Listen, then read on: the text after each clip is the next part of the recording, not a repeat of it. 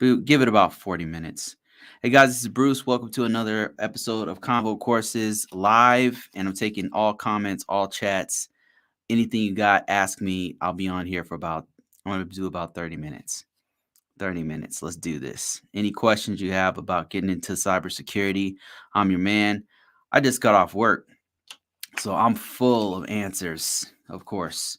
If you didn't know, I have a free book right now. It's limited time only. I do free books I'm trying to do it like every month.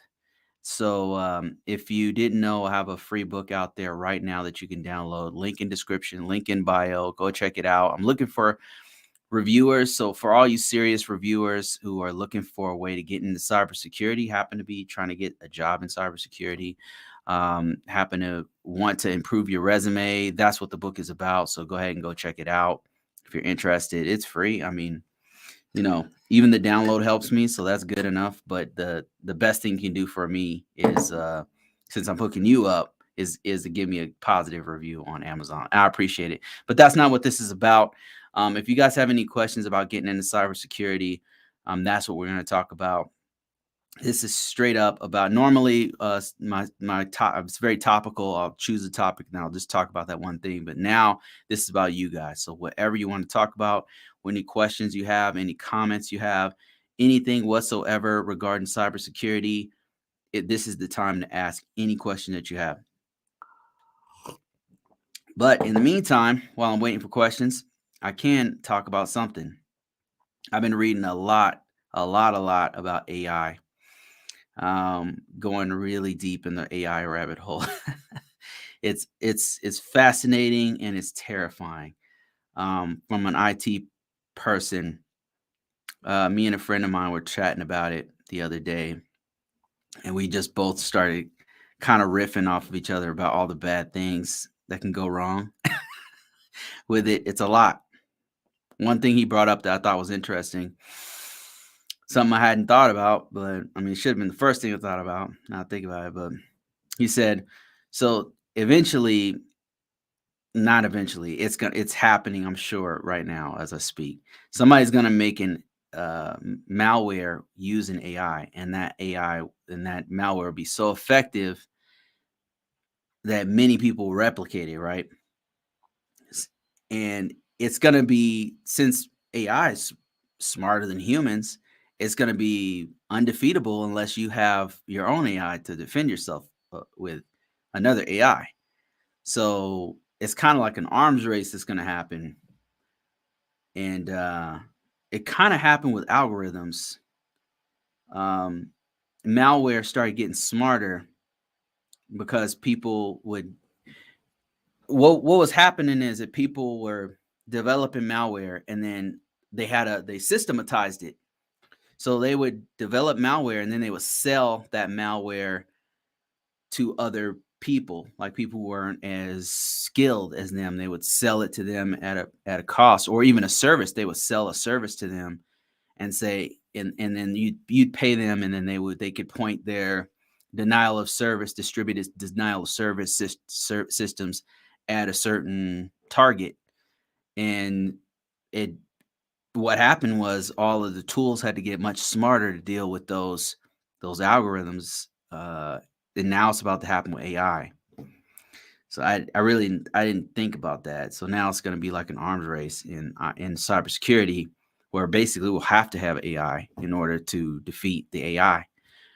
And I think that even though it's going to take a while for cybersecurity to take it, to really fully embrace it. I mean, the companies and the governments and all that kind of stuff.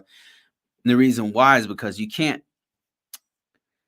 the only way to use it safely within an organization would be to have a silo. That means like the organization would have to have their own AI, and that they've created and that they curate, that they control, because otherwise you get things like, if you post your sensitive information on ChatGPT, for example, or Bard, or choose a publicly available chat program, if you put your stuff out there, it's potentially publicly available, because it's not safe. If you put it on their servers, somebody who's managing their servers can see your sensitive information, and who knows what they're going to do with it. So you have to, as a company that's safeguarding sensitive information, be it financial information or healthcare information or federal information or whatever have you, PII, whatever it is, you have to create your own AI that there's instances that you can download in your environment and then just air gap it. That means like make it so that it can't talk to the internet, and only your people are maintaining it. So only you guys control it, and then only you control access to to that system, so you can do that. And then you can use all the prompts and use all of the tools and develop new tools on AI. So you could do something like that. And there's a couple of people who are already developing those. There's already a couple open source ones like ChatGPT for All, Llama, Alpaca, and then some other mini GPT. And there's a few other ones that you can like download it to your system and then you could use it. But I'm talking about like there's going to be some industrial strength ones that are not open source. Like Amazon's developing one, Google's developing one, and Microsoft's developing one. I'm sure Meta is going to develop one too. So I'm sure that's coming. So you have to code in GRC. No. So in GRC, for those of you guys who don't know, is governance, risk, and compliance. And that's making sure that an organization is in a line with the industry, a country, a county, a state, a federal organization, the government. You're making sure that you're in within the standards and within the regulations and rules of the governing body. So I'll give you a specific example, like Walmart. They're taking your credit card information, right? So every time they do that, they got to make sure that credit card information is secure. They got to make sure that the data that is taken from your card is on a separate network, for example. They got to make sure that system is not linked up with the internet, like has controls from the internet. They have to make sure all of these things are in place. That is the governing information that they have to use is called PCI compliance. And that was created by the credit card industry. All the major credit card companies came together and said, we got to take this more seriously. And so that's what GRC is. And there's one for federal government. There's one for financial sector. There's one for retail. There's one for every industry that has to handle important information. They all have some sort of governing body. And if they don't, they'll use other ones. Like there's one like CIS has some best practices that you can use. There's some people just use the NIST 800. There's ISO 27001, which is an international standard. There's these different regulations and standards that you can use to make sure that your organization is secure. And so that's what GRC is. Now, do you have to code in it? No. Is it great if you know how to code? Yeah. Scripting, Perl or Python's a really good one. If you're doing a lot of web development, GRC, I mean, not GRC, PHP is a good one. And there's some other JSON and all these other things that you could use that would help you. But do you have to know it? Not usually.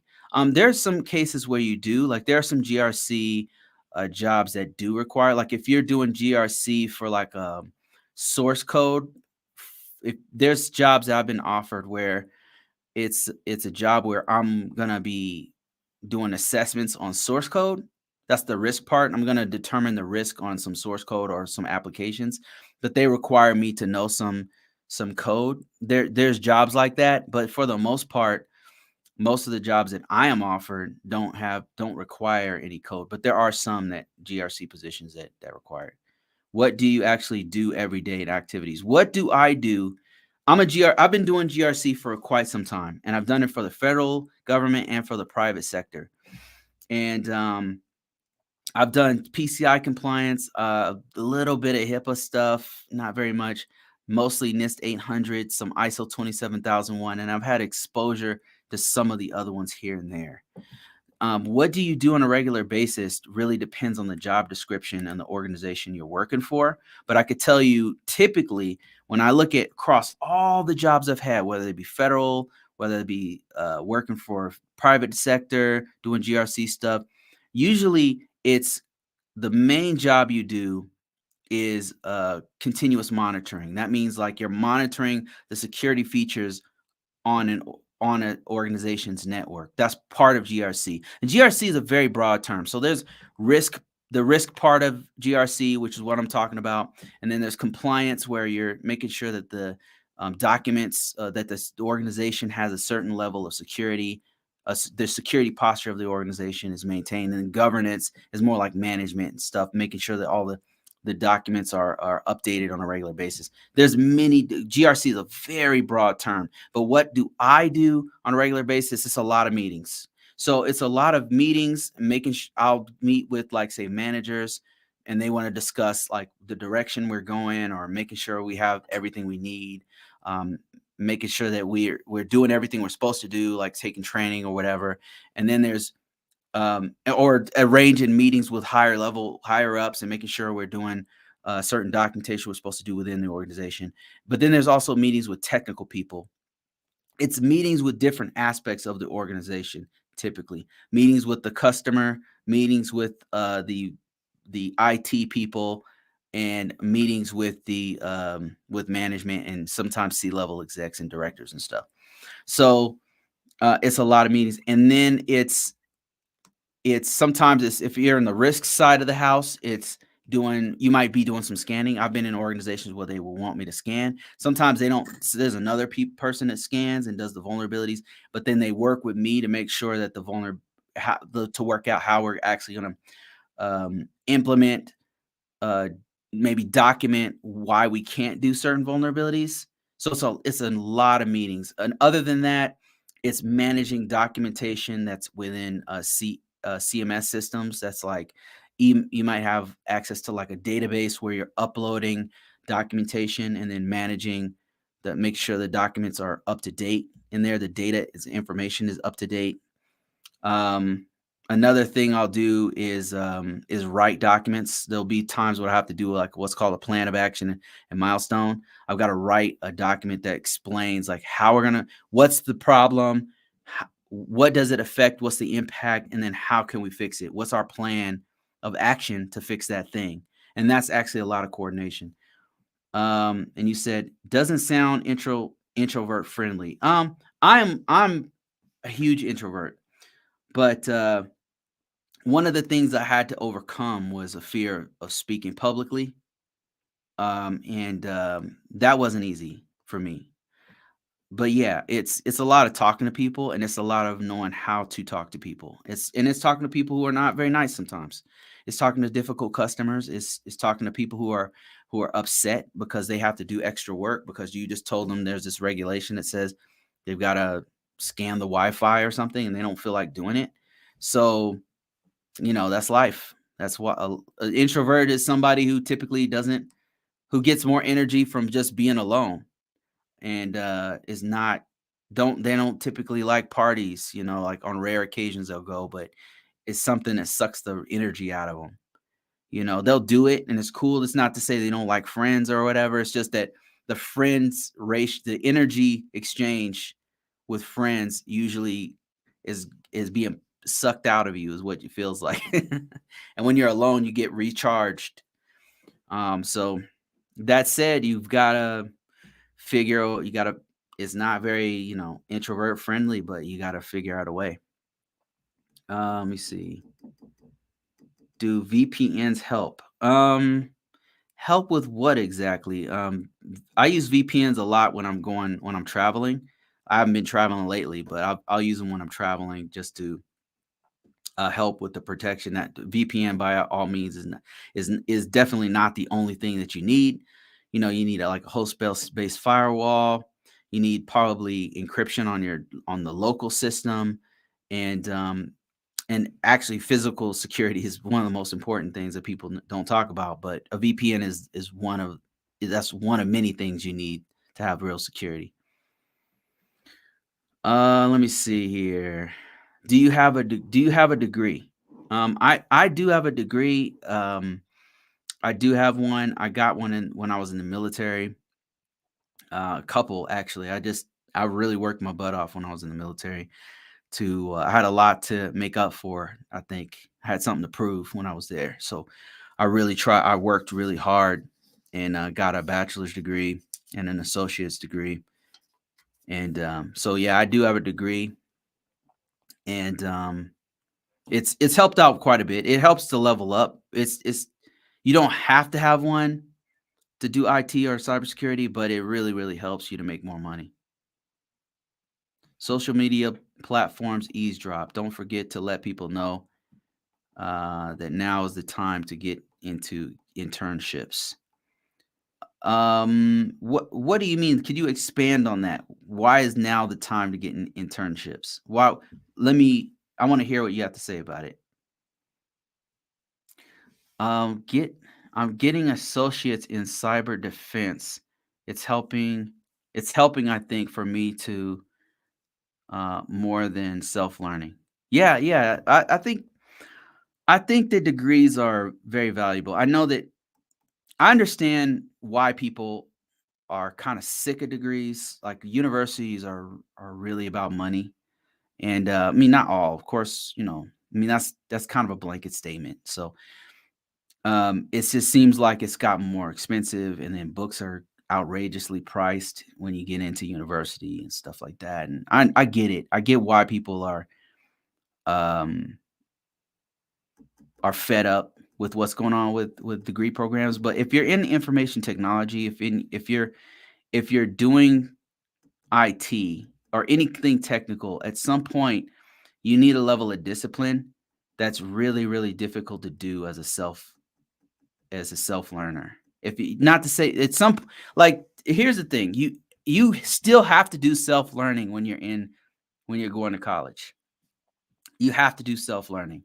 So it doesn't just because you're in a boot camp or you're in a degree program or you still have to do self learning. I mean, it's you have to do that in order to get the information in your mind. To absorb the information, you have to do a lot of self learning. But a degree in my okay, here's my takeaway from it. When you go to university or community college or even a boot camp or what, like if you're in a training environment for a extended period of time with other learners where there's a person who is teaching you, the benefit is that a lot of times you're learning as much from the people around you as from the actual teacher, because all of you are all learning at in different ways and absorbing the information. And a lot of times when you talk to your classmate or a question that they ask, you didn't even think about, and then they answer the question and it brings up this new discourse that you didn't even think to ask that, because we're all stuck in our own heads all the time. And so there's a lot of we all have a blind spot, and that blind spot it kind of gets filled in by education when you're in an environment where other people are learning. And it could be online too, but other people are learning at the same level. And so when they just ask a question, sometimes it prompts all this other learning that helps you. And another thing is mentorship.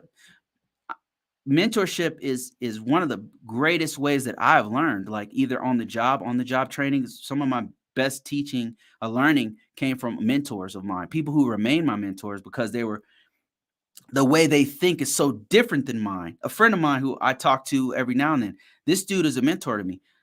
He thinks so different than me that I learned just from hearing him talk.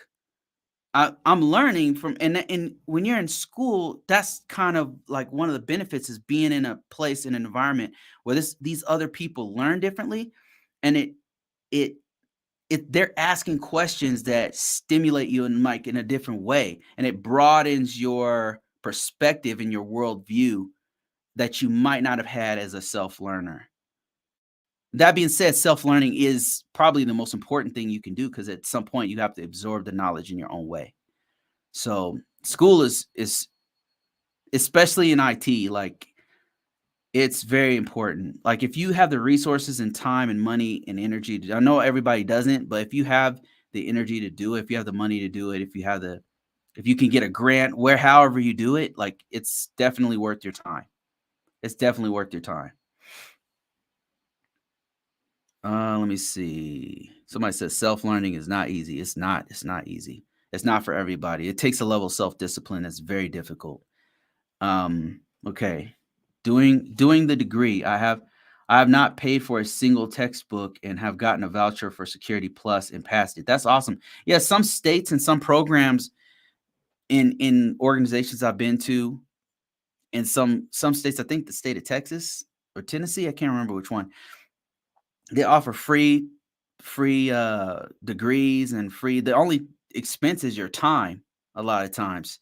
So you might have to pay for a book or two or something, but sometimes the tuition, if you look into it, there's ways you can get it for free. I would highly recommend doing a degree, especially if you're real serious about IT. Any kind of technical space that you're getting into, you're doing a level of not you need a baseline of knowledge that is uncommon. So, you need time to sit down and to study and need time to absorb more information. So I would highly recommend a degree. Um, bro, it's hard to get in. Been trying for 6 months. Do you mean it's hard to get in IT? Is that what you mean? Also to who's doing a free degree? Some people are asking about this free degree business. Sir, self-taught engineer here, SWE engineer here. You got to become a caveman to come out on top. Yes, it's very difficult. Not everybody can do it. Shout out to people who can do it, Yeah, I mean, there's been some self-teaching stuff I've done, and it takes a level of discipline that few people it takes a level of sacrifice and self-discipline that few people want to do. It's a level of suffering that a lot of people are not comfortable with. And it's lonely too. Somebody said, "Have you met Julian Assange?" Julian Assange, for those of you guys who don't know, is a old cypherpunk who created WikiLeaks and is currently in prison, I believe, right now. Yeah.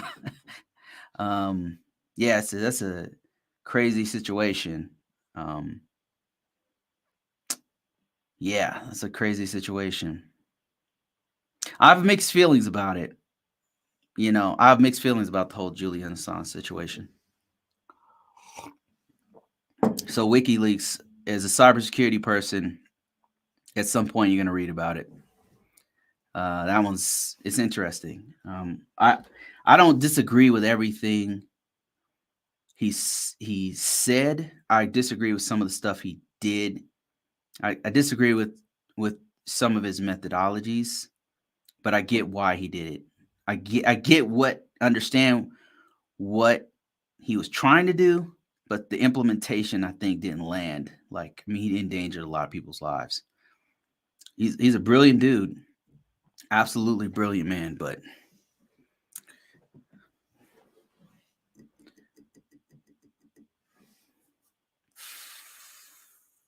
yeah, it's a really interesting story about Julian Assange. Like he came from the cypherpunk movement, which also were the guys who came up with cryptocurrency. So that whole group of people came from the same. They were using cryptography to basically try to change the infrastructure and change the world. And I don't disagree with that. I mean, I see why. In 2008, during the collapse, they start coming up with Satoshi Nakamoto, an anonymous dude, came up with the concept of, I think that the concept of cryptocurrency was already out there. The idea of it was there, but he came up with the killer app and made it actually work, and that's Bitcoin. So that cypherpunk group, holy crap, man! The innovations that they came up with and some of the ideas they had, magnificent. And I think that they're necessary. I think that everything that they said is a necessary part of this democracy, of what we're trying to do here. I don't. It's still unclear where it's going to fit in, but BitTorrents came from that movement, if I'm not mistaken. Cryptocurrency came from that movement. WikiLeaks and all the DC Wiki leak, all the leak sites came from that, which I think is a necessary evil. Like, I think all that stuff is necessary, and it puts power back in the hands of individuals, which I don't think is. It's not 100% good, and it's not 100% bad. You know what I mean? It's a part of. It's a necessary evil, I think, and I don't have like one clear. I don't think you could just blanket and say it's all good or it's all bad. It's something that's necessary. It has to happen. The WikiLeaks stuff, the leak stuff, I think it actually did a lot of good. They don't talk about it here in the US much, but it's kind of painted as evil by the media or in the government. But I don't think it was all. They don't say it's bad when it leaks some stuff in another country. They're like, oh, look, see what's going on over there. But then when it leaks some stuff here, you're like, they get all like, you know. But I don't agree with some of the stuff he leaks. Like, he was leaking the locations and names of people who were informants and stuff. And that's not cool. I don't know if he read the stuff that he was leaking, but that's, he endangered people's lives. So that's not good. Should he be in prison? I don't know. I think there should be bigger discourse around what happened, but the government is kind of like is handling it a bit differently than I would. Any remote internship opportunities? Not that I'm aware of. It's going to be harder to get a remote internship opportunity, but I'm not going to sit here and say they don't exist at all. I think probably they do. I would, if you could probably look them up on. There's probably some data entry ones. I'm sure they don't pay a lot, but data entry ones you could probably find. But I don't know how technical those jobs are going to be. You know what I mean? So if you want to actually learn some stuff, there might be some. You know what? Now I think about it, there'd probably be some phone, some computer support where you're on the phone and you're walking people through computer support. Those might be some jobs you can do that are. I don't know if would they be internships. I don't know. The place to look for those jobs would be on LinkedIn. LinkedIn, Indeed, and Dice will have some of those if they exist.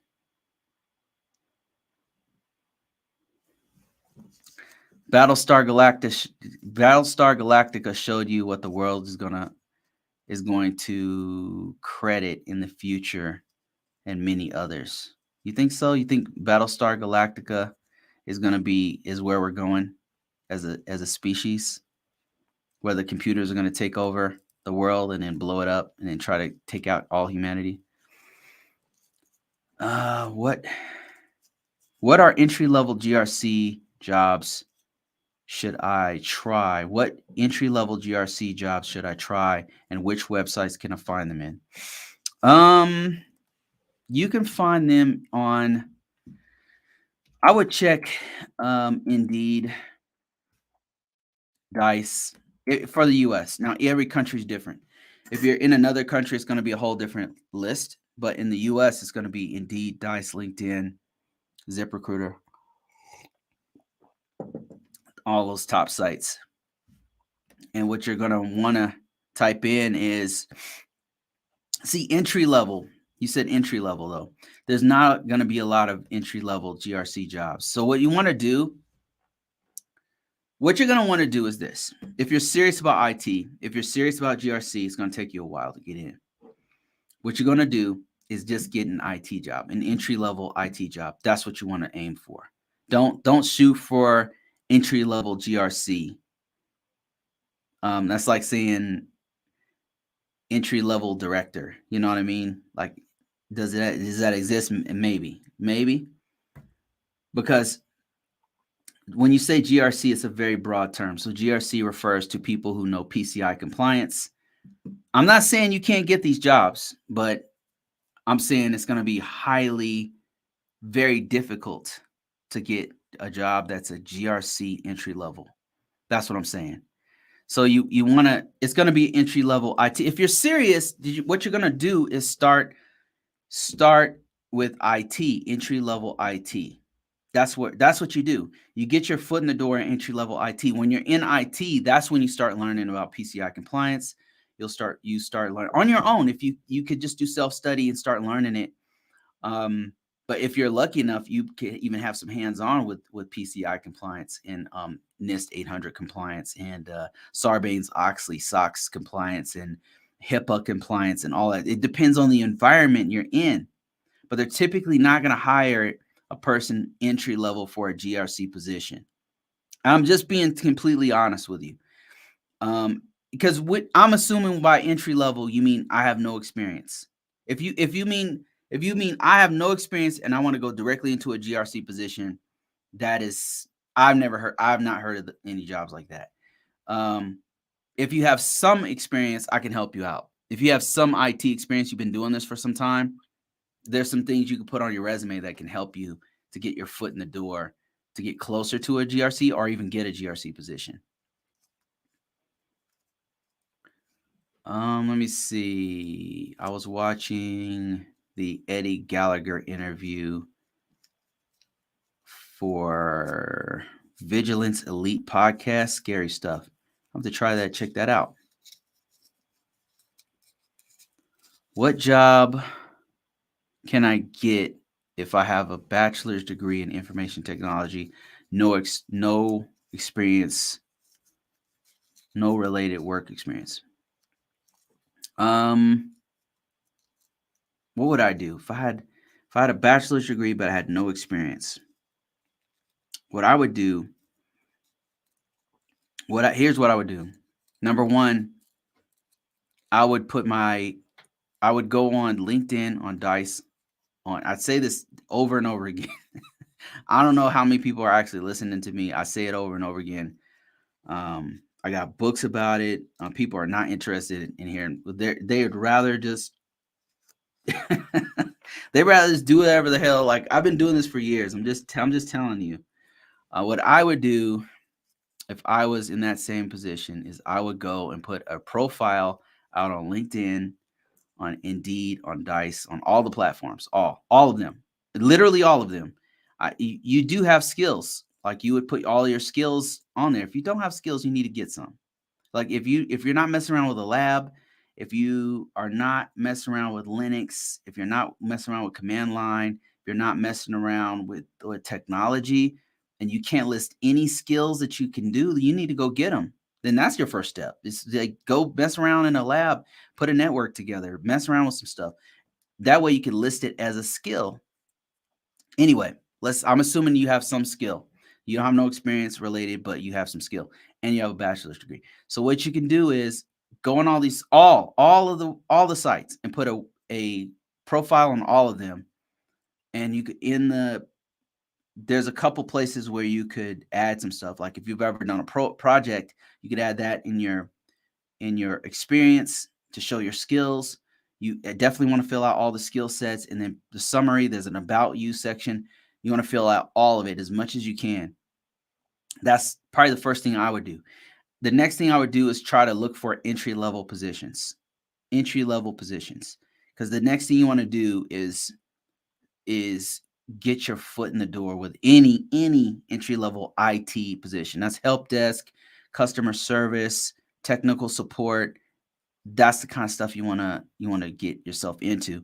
Do that for a few months to a year. A year would be best of working there to show to like really just get your feet wet, like to really get the on the job training. Or also you might need somebody as a reference. So that's why you don't want to just do like a week there. You know what I mean? You don't want to just show up, be there for a week to put it on your resume. Like you're trying to build up a rapport and build up a somebody that they can call. Like when you go to your next job, you want to be able to you want to give them a reference and be able to call the people you worked for and say, and they'll say, yeah, he was a great worker. You know, she knew everything about this or that. Never was late for work, all that kind of stuff, right? So that would be the second step I would do. And then while I'm at work, while I'm doing on the job training, what I would do is learn as much as I could and figure out which direction I want to go. If I wanted to do pen testing, I would do that either on my own, or I would even try to do it within the organization if they allowed me to do it. Of course, you want to get permission. You don't want to just start hacking people's stuff. That's what I would do. Take your first steps in that direction. Let me see. I have my Security Plus and degree in cybersecurity. It's a struggle. So that helped. I have my Security Plus and degree in security. Somebody said that they could not find a job. Who was that? And then they just disappeared. Let me see. Somebody said that they could not find.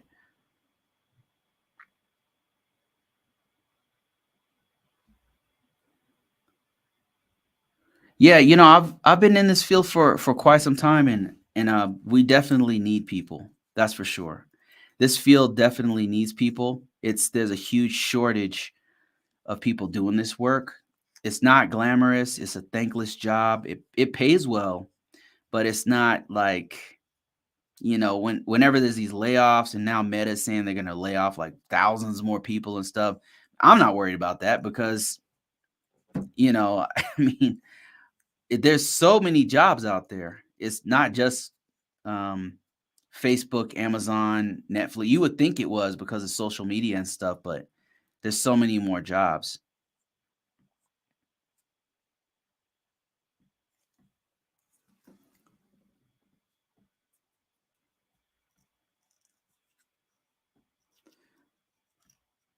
All right, guys. I think I'm gonna call it a day. I will see you guys. Okay, listen. If you guys like this kind of conversation, if you have more questions, I have a much longer session on Saturdays, Mountain Standard Time, 1 o'clock. Saturdays, 1 o'clock Mountain Standard Time, where I'm answering chats for like probably 2 hours straight sometimes. Also, if you're interested in how I've been able to get jobs all the time, work remotely for all these years, and make six figures, I've got a free book for you right now. Description is in the description. The free book is in description and in my bio. Check it out. I'm looking for reviews. So if you happen to have a few extra minutes to give me a review, I appreciate it.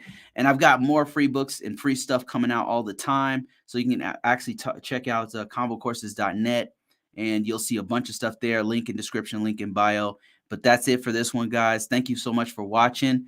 I will try my very best to do one tomorrow, but for sure, Saturday, 1 o'clock Mountain Standard Time is when we're going to do the next one. All right. Talk to you guys later.